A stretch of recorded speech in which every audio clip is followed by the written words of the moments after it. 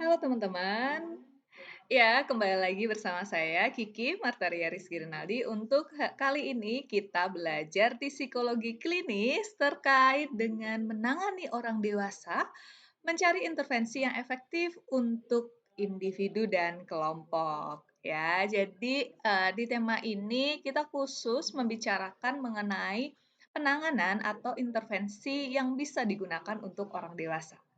Nah, kita tahu ya orang dewasa itu memiliki, beragam tujuan gitu ya, beragam aktivitas. Ini adalah masa di mana orang itu produktif gitu ya, terus mengejar prestasi dan, mengejar pencapaian-pencapaian dalam tahap kehidupan gitu ya, mulai dari karir, mungkin pendidikan, dan, keluarga gitu ya, mulai berkeluarga ya di usia ini. Nah, di sini memang sebagian orang dewasa itu mampu ya untuk menjalani hidupnya, mencapai kesuksesan, mencapai tujuan-tujuannya dengan mudah ya, dengan sukses menjalani kehidupan dan tanpa suatu hambatan yang berarti gitu. Nah, namun sebagian lainnya, mungkin mengalami permasalahan gitu, sehingga mereka membutuhkan bantuan profesional dan mencari psikoterapi. Lalu di sini apa sebenarnya psikoterapi itu? Ya. Nah, psikoterapi ini, awalnya didefinisikan sebagai penanganan atau layanan untuk psike. Psyche kita tahu ya, itu adalah pikiran atau semangat hidup. Jadi ini adalah hal yang berfungsi, bermanfaat untuk menangani pikiran, gitu. Nah, eee, di sini ada dari DHHS ya, mendefinisikan psikoterapi sebagai proses belajar di mana profesional kesehatan mental berusaha membantu individu-individu yang memiliki gangguan mental dan masalah kesehatan mental. Jadi memang dalam proses psikoterapi ini adalah menangani permasalahan-permasalahan kesehatan mental dan juga untuk, gangguan psikologi gitu ya, atau gangguan mental. Jadi mulai dari yang gangguan hingga yang permasalahan sehari-hari yang terkait dengan kesehatan mental, seperti itu. Nah, yang tujuannya adalah untuk mengurangi kesulitan, ya, mengurangi hambatan-hambatan yang terjadi dan meningkatkan kesehatan mental individu yang mencari pelayanan itu. Nah, di sini dalam proses psikoterapi ya, ini telah ditemukan banyak sekali bentuk-bentuk psikoterapi untuk orang dewasa. Nah, dari hasil penelitian ternyata ada 400 macam psikoterapi untuk orang dewasa yang ditargetkan untuk lebih dari 300 macam perilaku abnormal, gitu ya, yang ini telah didokumentasikan dalam penelitian-penelitian. Nah, jadi banyak sekali ya telah ditemukan, bentuk-bentuk psikoterapi untuk berbagai masalah-masalah psikologi. Nah, yang mana meskipun sangat banyak sekali bentuknya itu, dalam proses psikoterapi itu sendiri adalah melibatkan interaksi dan pertukaran tertentu gitu ya, antara klien dan klinisi.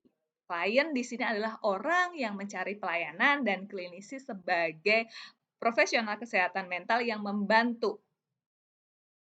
Nah, dalam proses psikoterapi ini terdapat proses yang bersifat verbal maupun nonverbal. Dan tentu saja di dalamnya diperlukan suatu proses kolaboratif ya, kerjasama antara klien dan klinisi. Jadi dalam proses psikoterapi itu tidak berjalan satu arah gitu ya, tapi di sini dua arah karena melibatkan kolaborasi dari kedua belah pihak. Tidak bisa jika hanya dari satu pihak saja. Yang tujuannya apa ya? Tujuannya adalah mencapai tujuan dari pencari layanan. Nah, kemudian di dalam tujuan itu sendiri ya, tujuan terapeutik atau tujuan yang menyembuhkan ya di dalam proses psikoterapi ini, yaitu, untuk mengurangi berbagai kesulitan yang terkait dengan cara berpikir yang maladaptif, cara-cara merespon situasi, kesulitan emosional, dan kesulitan dalam berhubungan dengan orang lain dan lingkungan. Jadi, dalam proses psikoterapi ini sendiri, dalam proses penyembuhan ini yang disembuhkan apa? Beragam, ya, yang terkait tadi dengan masalah kesehatan mental gitu ya, mulai dari cara berpikir, cara merespon, masalah-masalah emosi, dan interaksi antara diri dengan lingkungan, dengan orang lain ya atau lingkungannya. Kemudian di sini, dalam proses psikoterapi itu kan melibatkan dua belah pihak ya, yang pencari layanan dan profesional atau klinisi. Nah, kalau, pencari layanan tadi, tentunya ini kan orang yang membutuhkan bantuan, sedangkan klinisi adalah yang membantu. Nah, pembantu ini Pembantu ini professional helper gitu ya, ini memiliki tugas yang esensial ya, yang penting sekali untuk dilakukan dalam prosesnya, dalam proses psikoterapi ini. Apa saja sih tugasnya? Yaitu ada 3 hal ya teman-teman. Yang pertama ini dan yang selalu proses ini terus dilakukan ya, yaitu adalah mendengar, tepatnya mendengarkan ya konkretnya. Kemudian memahami dan merespon. Nah, mendengarkan ini, saya rasa kita semua tahu ya dalam proses interaksi, dalam proses psikoterapi ini, klinisi, mendengarkan sepenuhnya apa saja keluhan-keluhan klien, ya. Jadi, di sini keterampilan mendengarkan aktif memang, keterampilan dasar yang diperlukan gitu ya, yang memang menjadi suatu tugas esensial dari seorang terapis. Nah, kemudian setelah mendengarkan, dalam proses mendengarkan, proses selanjutnya adalah memahami, yaitu memahami apapun yang disampaikan oleh klien. Jadi beragam permasalahan yang mungkin diungkapkan, kesulitan-kesulitan, hambatan, keluhan, dan, beragam hal yang diungkapkan oleh klien atau si pencari bantuan. Nah, selanjutnya setelah memahami, klinisi juga bertugas untuk merespon. Jadi, setelah kita mendengar, memahami maknanya dan kemudian merespon. Tidak hanya cukup mendengarkan saja, tapi tidak ada respon dari klinisi, ya. Nah, merespon ini bisa beragam bentuknya ya, mulai dari, mengajukan pertanyaan, kemudian merefleksikan, membuat rangkuman, menginterpretasi, ataupun mengarahkan klien. Kemudian teman-teman, dalam prosesnya juga, klinisi ini juga memiliki tugas lain, gitu. Tugasnya apa? Tugasnya yaitu menciptakan kesan ya, kesan ini tidak hanya kesan ya, tapi memang dilakukan gitu oleh klinisi, yaitu memberikan penghormatan, gitu ya. Penghormatan di sini adalah menghargai, menghormati, dan memperdulikan, apa yang klien ungkapkan. Gitu ya. Nah, selain itu juga, memastikan di dalam proses ini, kedua belah pihak ini memahami tujuan dari layanan yang diberikan, gitu. Tujuan dari hubungan, batas-batas hubungan juga termasuk, dan terkait dengan kemungkinan resiko yang terjadi dan hasil yang nantinya diharapkan untuk, diperoleh dari proses psikoterapi ini. Nah, selain itu, terapis juga memastikan nih bahwa klien ini memahami beragam kemungkinan terkait dengan keuntungan yang diperoleh dari, proses partisipasi di dalam terapi. Nah, jadi, klinisi ini bertugas untuk memberikan penjelasan juga ya terkait dengan, apa sih yang perlu dilakukan oleh klien, oleh yang mencari bantuan ini agar, bisa mendapatkan manfaat optimal gitu dari proses psikoterapi.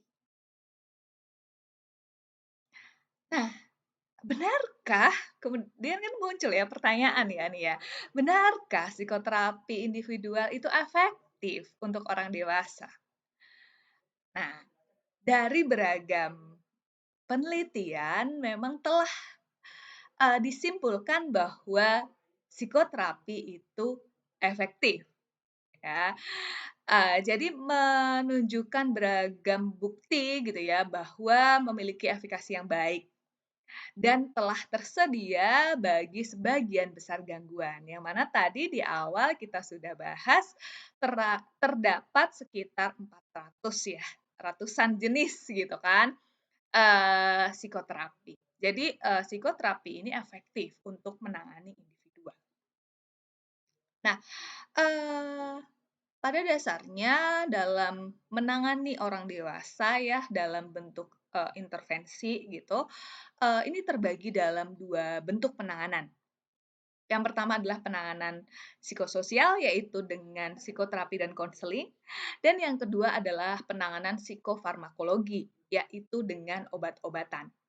Nah, jika kita dari sisi psikologi gitu ya, psikolog seperti itu, tentu saja penanganan yang diberikan yaitu psikoterapi dan konseling.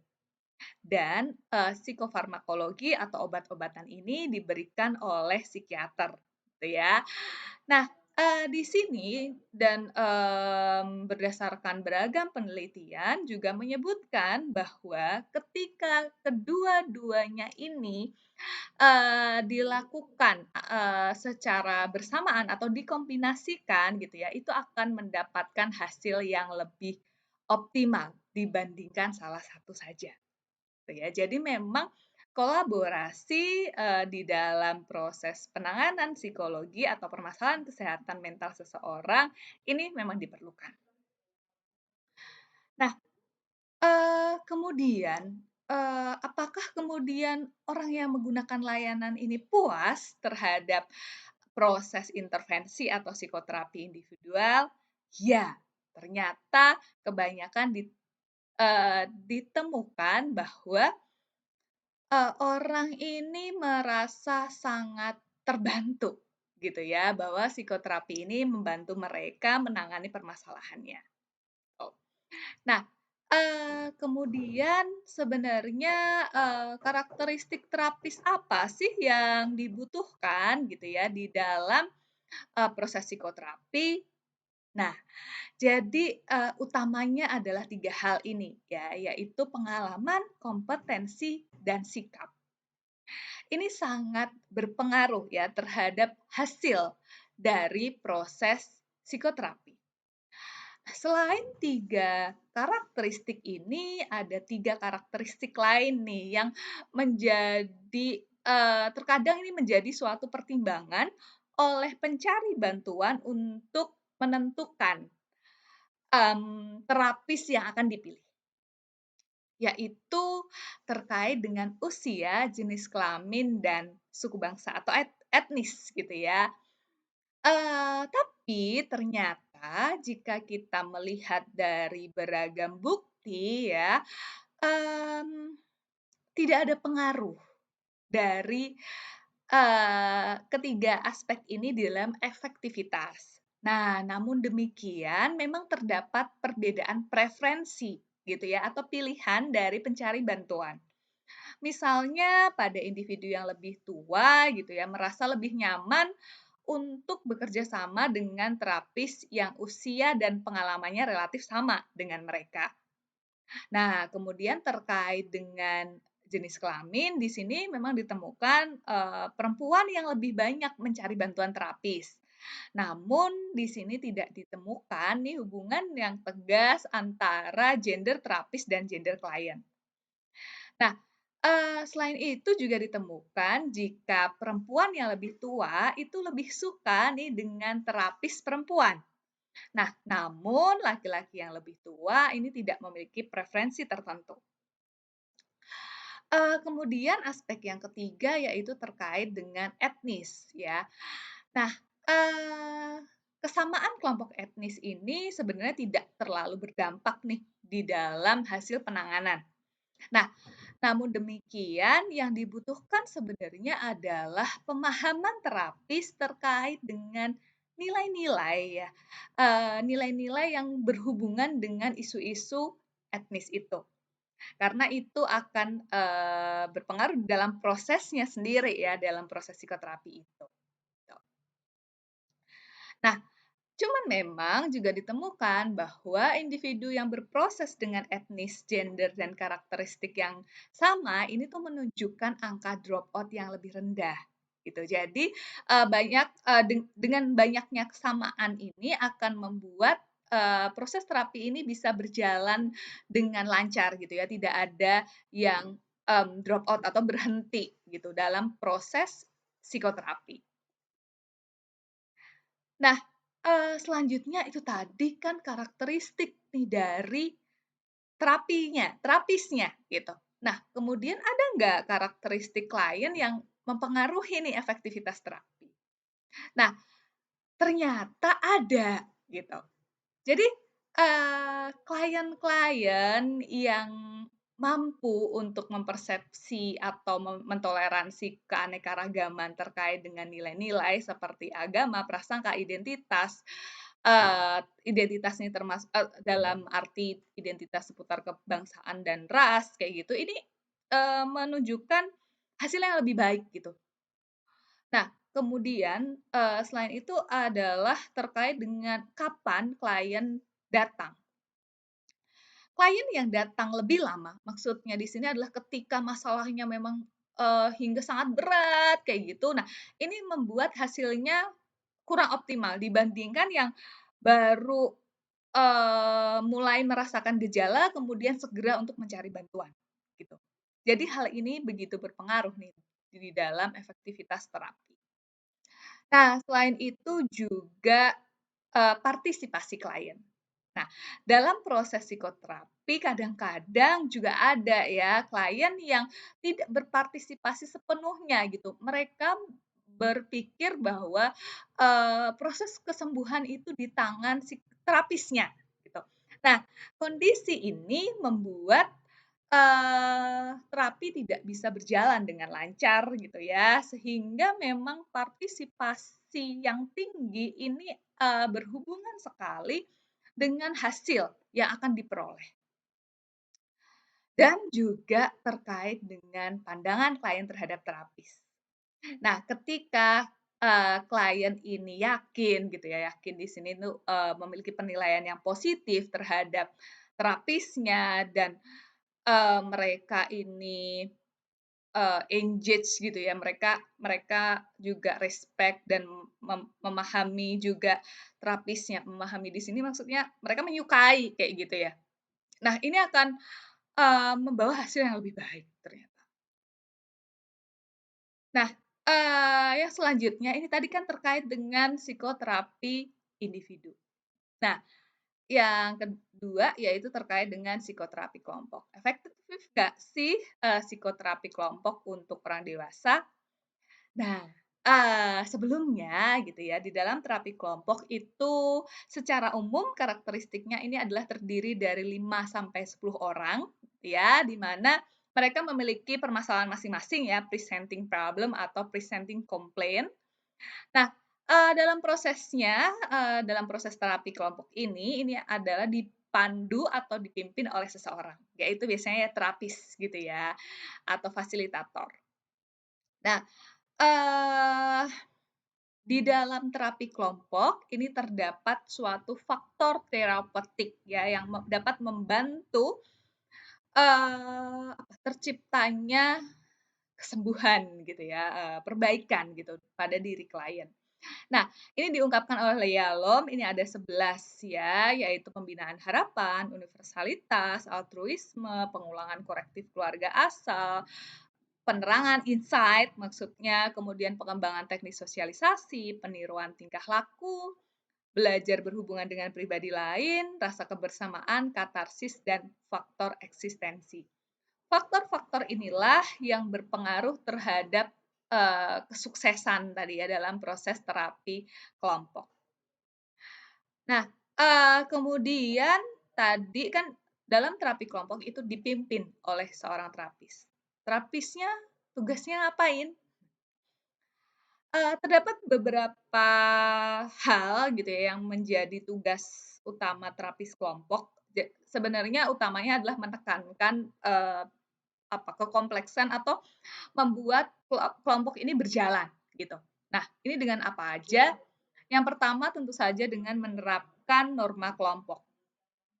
Nah, kemudian juga selain itu memberikan fokus yang jelas, fokusnya adalah here and now, sekarang dan saat ini gitu ya. Nah, ya dan juga, menjelaskan tentang proses yang berlangsung di dalam kelompok. Jadi di dalam kelompok itu perlu bagaimana saja gitu. Dan membangun grup proses komen. Jadi di sini, me mem memicu bukan memicu ya, menstimulus agar kelompok ini saling memberikan dukungan kayak gitu ya, saling memberikan komentar, eee sehingga terjadi dinamika kelompok. Terdapat beragam teknik yang terkait dengan terapi kelompok atau yang proses terapi yang dilakukan dengan lebih dari satu orang gitu ya, atau lebih dari 2 gini. Ada psikodrama dan bermain peran, cognitive behavioral structure learning group, self-help group, dan kelompok psikoedukasional. Jadi, terapi kelompok bentuknya bisa beragam gitu ya. Nah kemudian, seperti sebelumnya gitu, apakah terapi kelompok ini efektif gitu ya? Nah, jadi dari hasil penelitian pun ditemukan terapi kelompok ini efektif, ya dibandingkan tanpa penanganan. Selain itu juga dibanding dengan penanganan plasebo atau penanganan non-spesifik, atau dibanding penanganan psikologis lain. Nah, terapi kelompok ini memiliki citra positif gitu. Kenapa? Karena lebih efisien. Efisiennya karena menangani lebih dari satu individu dalam satu waktu yang sama, gitu kan. Nah, sehingga tadi lebih hemat gitu ya secara finansial. Nah, namun demikian, tantangan di dalam terapi kelompok ini adalah, ya dari banyaknya orang ini gitu ya, sehingga, mungkin jika ini dilakukan oleh terapis yang praktik privat gitu ya, maka ini akan cukup sulit untuk dilakukan gitu. Karena, mmm, biasanya keterbatasan sumber daya gitu ya, kemudian juga akan sangat jarang kliennya memiliki masalah yang sama gitu kan, karena di dalam terapi kelompok ini masalah yang presenting problem-nya tadi sama. Nah, kecuali terapis ini bekerja sama dengan terapis lain kayak gitu, sehingga bisa, menyatukan gitu klien dengan permasalahan yang sama. Nah, dan juga dalam proses terapi kelompok ini juga, cenderung membutuhkan resource yang lebih banyak gitu ya, sehingga perlu bantuan dari administrator untuk mengumpulkan orang-orang ini ya, dan menyiapkan, pelaksanaan serta pencatatan. Nah, jadi demikian teman-teman terkait dengan menangani orang dewasa dengan individu atau kelompok. Terima kasih, sampai jumpa di video selanjutnya. Dadah.